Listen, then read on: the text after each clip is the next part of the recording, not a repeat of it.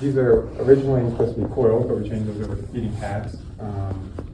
And then we have obviously our battery in the bottom, and then we also have a groove for the LED. So those are basically how we came up with all of our, our light, our heat, and our water purification. That's it. If you don't get it.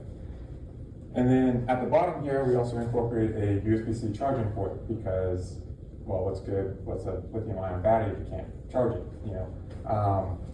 So after basically getting all those different products, we measured it out, figured out dimensions that we need, and then also our base plate here. Originally the plan was to basically drill pilot holes, but shout out to Xavier, who was one of our, basically our CAD helpers.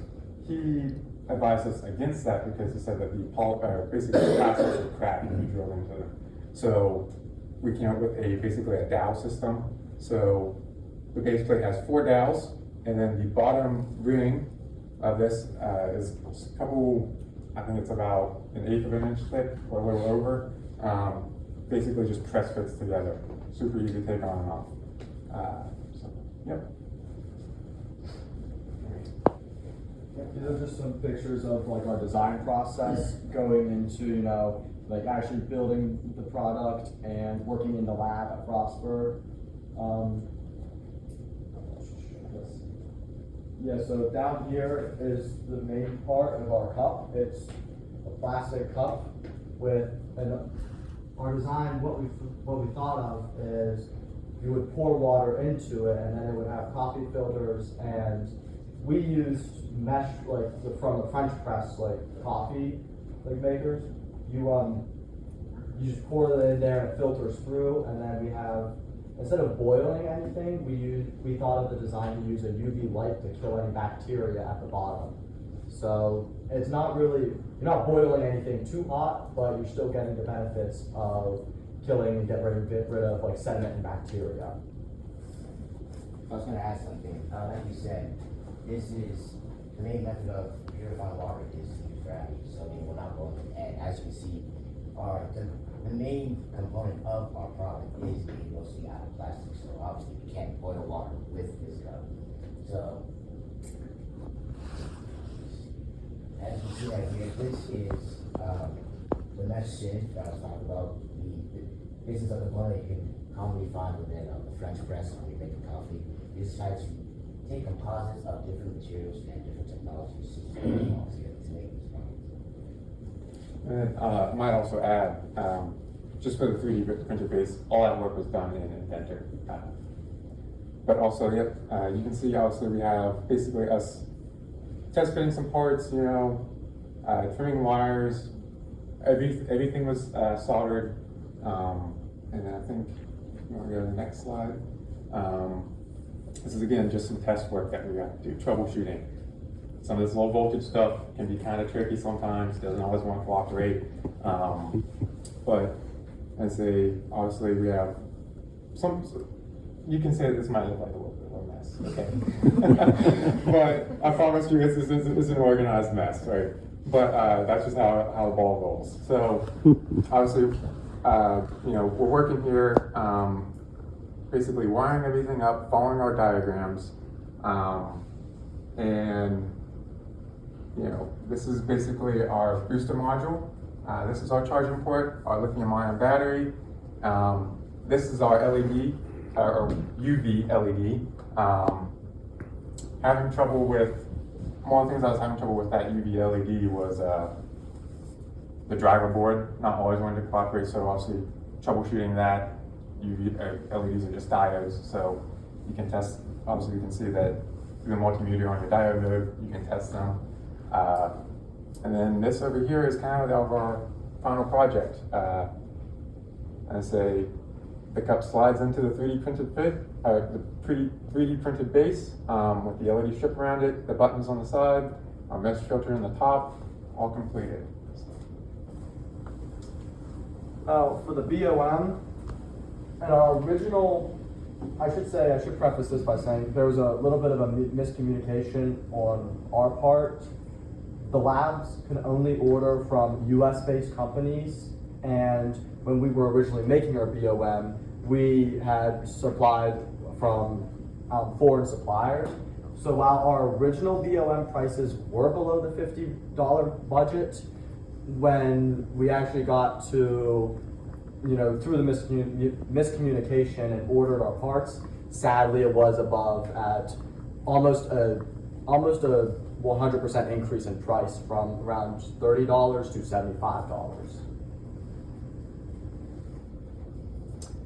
And this is some of our expected performance and our runtime calculations, talking about V equals IR, Ohm's law, right? This is it.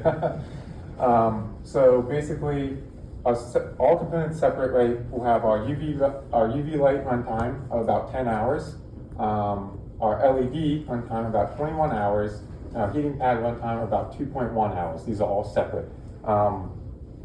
When the components are combined all running at the same time, it's about 1.6 hours. Let's see. So obviously, here's all of our calculations. Not gonna get too much into detail on this, but basically, we have our battery measuring its current, and basically, as we go through and do these calculations, we're just looking at what's the current draw of everything that's going. From the light to the driver boards to the LEDs, the heating pads, all of that stuff. That's basically what this is explaining. You can kind of see that we get down, and also for the booster board, we're assuming an 85% efficiency rate and also ideal temperatures. So not super cold climate, not super hot. And so aiming for 85% booster. Somewhere else in here. We also have an assumption on the driver efficiency of 80%, which is about average numbers that you'll see. So then, we'll get to our bottom calculations here, which just basically proves that this is how long it's supposed to last. Actually, a great point of reference is that basically when we were testing this product, we had it running majority of the time that we were, the heating pad was basically on for almost like an hour or so, just in the back because I forgot to turn it off. So if that's any good, proof, then yeah. But yeah. Yeah, we're just gonna go into our reflections. We're just gonna briefly share about what this project taught us and just anything that's done. So I'll go first. I really enjoyed this project a lot. It's the first time I ever had to get together with a team and be just this involved with an organization to put this to present in front of you all. So it was a great time for me. It definitely took a lot of time and sacrifice. We're engineering students, so busy with physics, calculus, maths, just everything. So it was really a struggle trying to find time to all get together to work on this project with our busy students. But we made it work, and I just feel like the sacrifice that we put into this project made it more worth it. We got to see it in our hands, and it was working and functioning. I definitely enjoyed working with my teammates. They've been a great help and a great support. We all have, various skills. Like Nathan is very adept at electrical components and assembly. Cole was the primary person who put on our presentation, and he was also helping and assisting. I helped with the design and the theoretical aspects of our project. So it was a great time. I just want to jump in and say Nathan definitely carried this project on the electrical components side. And big shout out. Big shout out. This really would not have been possible because almost all of our project is based on those electrical components working properly. But this project, what the miscommunication on our part with the BOM, it really just shows that, for me at least, supply chains exist in the world for a reason, and a lot of the times, we might understate or underassume their value. But when you're trying to order parts under a certain budget, and you all of a sudden, your price jumps above that budget, it really teaches you and it really humbles you in a way about engineering in general. Well, I'm glad I'm in your guys' good graces. But this wouldn't have been possible without everybody working as a team. It's absolutely a team effort. I'm very grateful to be working with you guys. So, but I say, obviously, with our reflection here, talking about time, deadlines, things like that, obviously, ordering is difficult when you have to wait almost 2 weeks just for one part to show up. You know, that puts a massive backlog on everything, you know, but and so one of the big issues that we did have during this process was the UV light, right? Would only work sometimes, right? It was very, very frustrating, you know, pulling an all-nighter at my house, just trying to figure out, testing everything, resoldering, you know, it was tough, trust me, it was a nightmare. Funny part is, right, I was chasing that back to the driver board and I figured out that we don't actually need the driver board. Okay, so let me explain this, right? So these UV LEDs, my original thought was, and what I had previously learned on the topic was that the driver boards were basically like a PMW to pulse width modulation to basically make the UV LED create a wavelength of 165 nanometers, which was what is your purifying wavelength, right, to kill bacteria. Actually, that's not the case at all. So what it actually is, it's the semiconductor layer that basically makes the diode, and in reality, all I need to do to make that work is just put a 100 ohm resistor, like every other LED out there, to make it work. So the driver board is basically just for like safety and making sure that the voltages don't spike or anything like that and burn out the LEDs. So that's always fun when you learn stuff like that, but hey, it's a learning experience. That's what this is all for, right? And then our design and our redesign. So majority of the project does work as intended. We have our light, we have our key. UV we might have in the soon future, but there's a lot of things we can change. Obviously looking back, UV, our pegs are also very weak and fragile. Some of them did break off. We were thinking that at some point maybe we can ever so slightly widen the base, make it a little bigger, or maybe just go to different materials than what was cheapest for the plastics. Another thing is also an all-in-one PCB.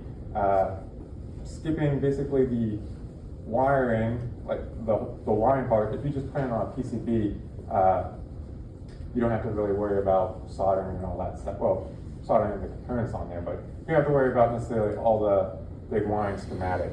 And then filtering. Our test results for the water filtration came out majority fine. Everything except for like the heaviest test that we had, which was like the well water, which came out with just a little bit over what was recommended for the hardness level, right? Now, what did happen was we believe somewhere in the design process, we're not sure if it picked it up from the table that we were working on or somewhere in the shipping, we found lead in our water samples. So obviously that's not good, so we have to rework the filtering design to make sure that doesn't happen again, try to keep it free from any contaminants that might be introduced. So, but yep, I believe that concludes our project. So I just want to say again, thank you to all the judges, thank you to the engineering department, and thank you for everybody for just being here today. Hold on, wait, can I say one more thing? I just want to give a big shout out to all the teams also participated as well. You know, it's definitely nerve-wracking to come up here and to present. It took a lot of time and effort to create all these projects together. So we've all like put our hearts into this project. So I just want to commend everyone that helps make these projects come to fruition.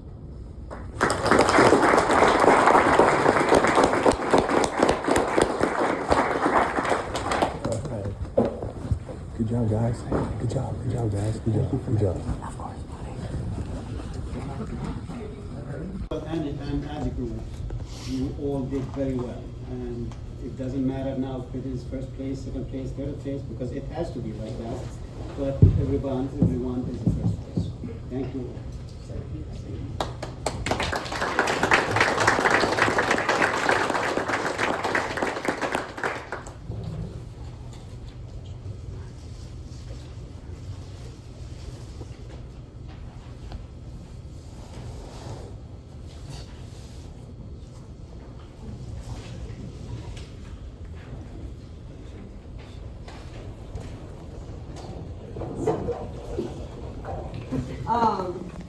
So as Sailor just said, I'm Cambria. I'm a propulsion engineer out at Northrop Grumman Allegheny Ballistics Laboratory, and I graduated from the collaborative program in December of 2023.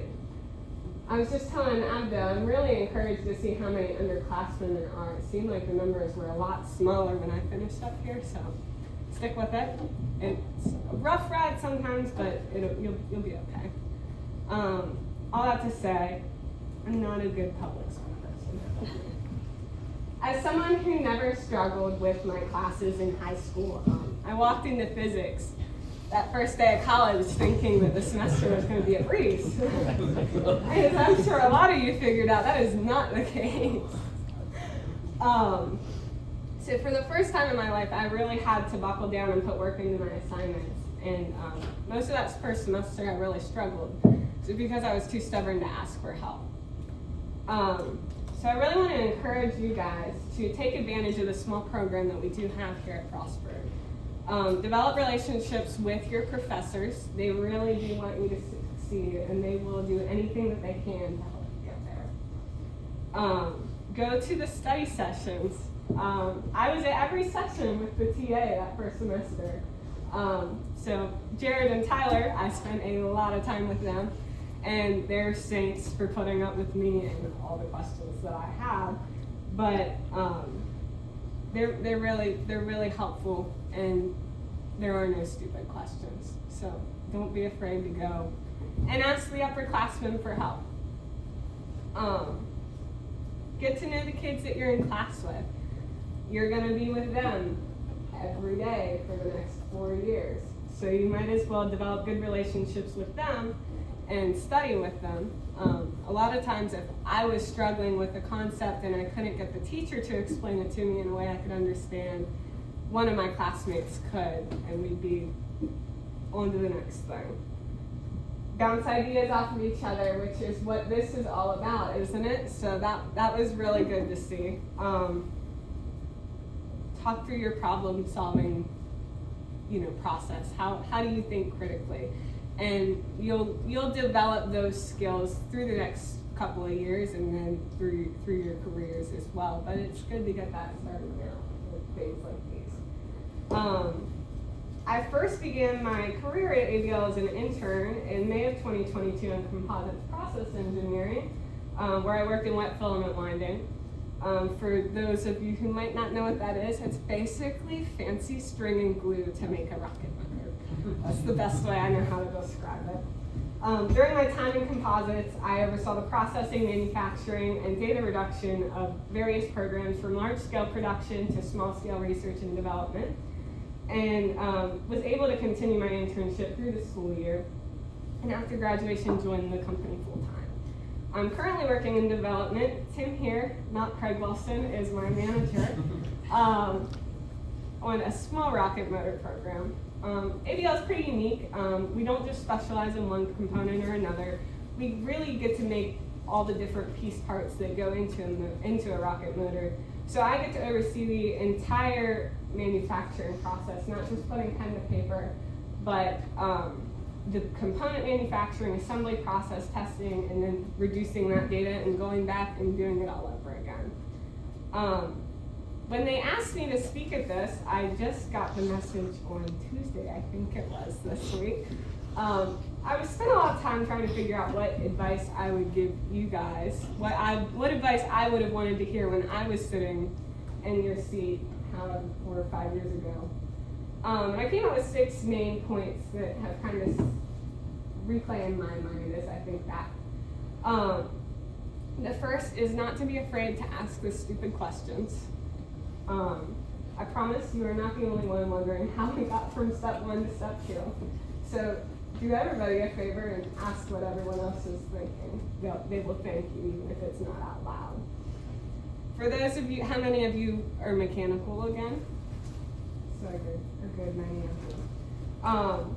Don't be afraid to reach out to your classmates and your professors downstate. I know that's difficult to do, but I actually made a couple friends downstate just by reaching out to them through email or whatever. And hey, do you understand this any better? We're kind of struggling up here at Frostburg.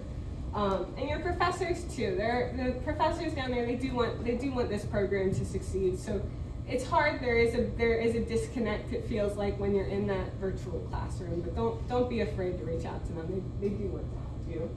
And that being said, the professors here at Prosper, they know what they're talking about too. So when you're in that nuclear class or you're in your statistics class or vibrations and you don't understand one thing or another, don't be afraid to go talk to Dr. Abdo or Dr. Barua or any of them. They'll do everything they can to get you on the right path. Don't let a class that you don't like, an internship that you don't love, or a job that you hate push you out of engineering. Engineering is such a broad field, and you might hate something in rocket motor manufacture but love automotive design. You might hate engineering statistics, which I think is a pretty common theme, but you might love thermodynamics. The important thing is to give whatever that you do your best effort and take what you like, what you dislike, what your strong suits are, what your weaknesses are, and find a career that really tailors to your interests and whatnot. So that's my best piece of advice for that, because I know that I didn't necessarily love my first summer, but the second summer I got into something new as an intern, and I really enjoyed what I was doing then. With that being said, when you graduate and get into your first job, don't feel discouraged if you don't get it right away. One of the first things that my lead engineer told me when I first started out at ABL was that it takes about 2 years to really get comfortable with the ins and outs of a rocket motor. And I thought, there's no way. There's no way it'll take that long. And standing at the 2-year mark, he was right. You don't realize what you've learned until you look back on it and you're like, oh. So he was 100% correct. The important thing when you graduate is that you've learned how to think and approach problems with prompts like these, projects like these, and the industry-specific knowledge will come with time and experience. Talk to as many people as you can over these next couple years. Develop good working relationships with your professors and with your fellow classmates. Good communication skills are one of the most valuable assets that you're gonna have when you get into your job. You can be the smartest person in the room, you can be the hardest worker in the building, but none of that's gonna matter if you can't talk to people. If you can't communicate what issues you're having, where you're at in a project, why you might miss a deadline, you're never gonna make progress efficiently, and that's an important part of being an engineer. My last one's probably one that you guys have heard a lot, but don't let the fear of failure push you out of engineering either. Oftentimes, especially when you're in college, you don't want to believe that failure's an option.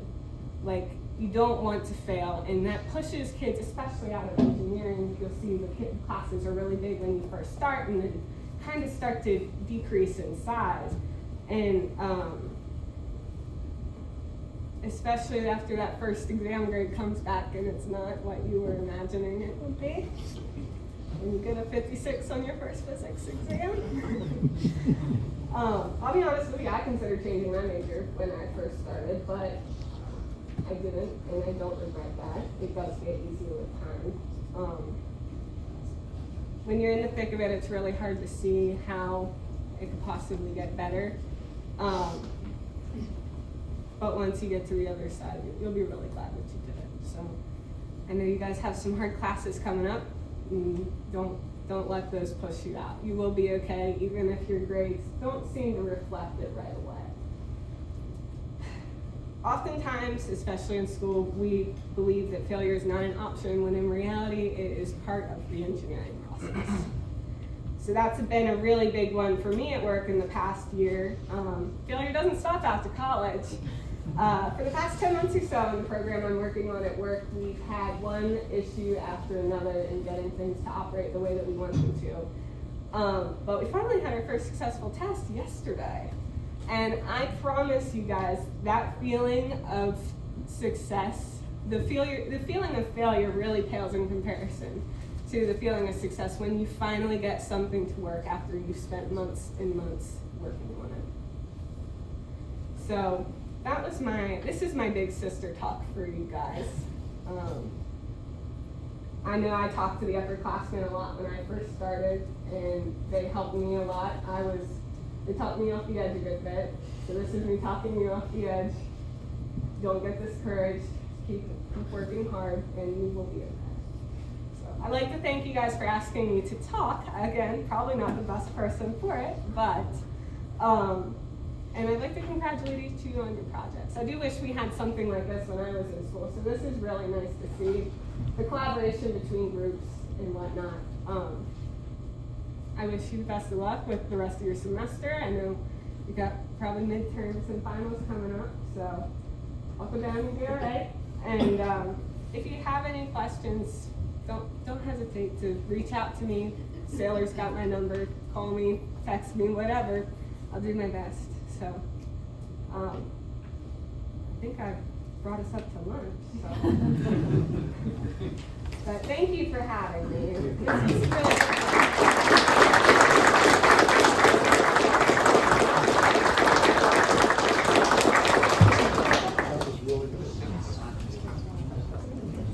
I'm sorry, we're going to start with third place. So, in third place was Vivi. So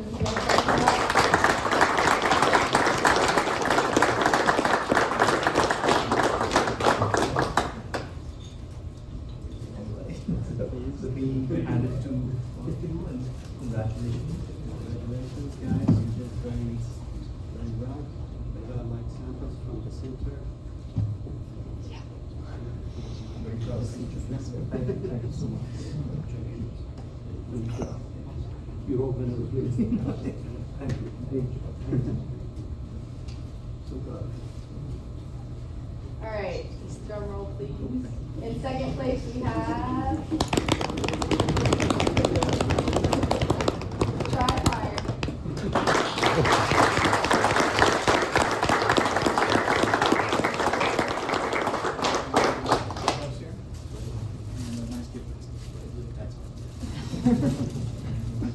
And of course, that means first place, we have Electrofab Engineering Incorporated.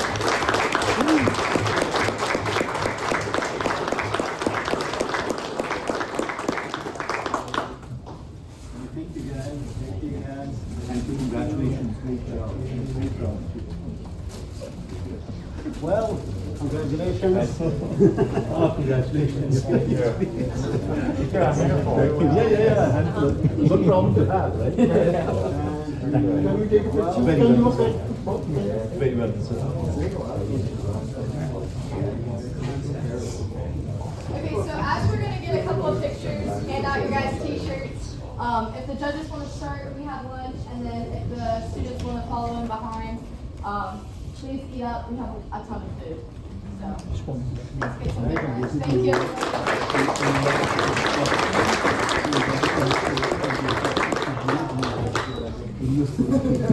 right, when we get a big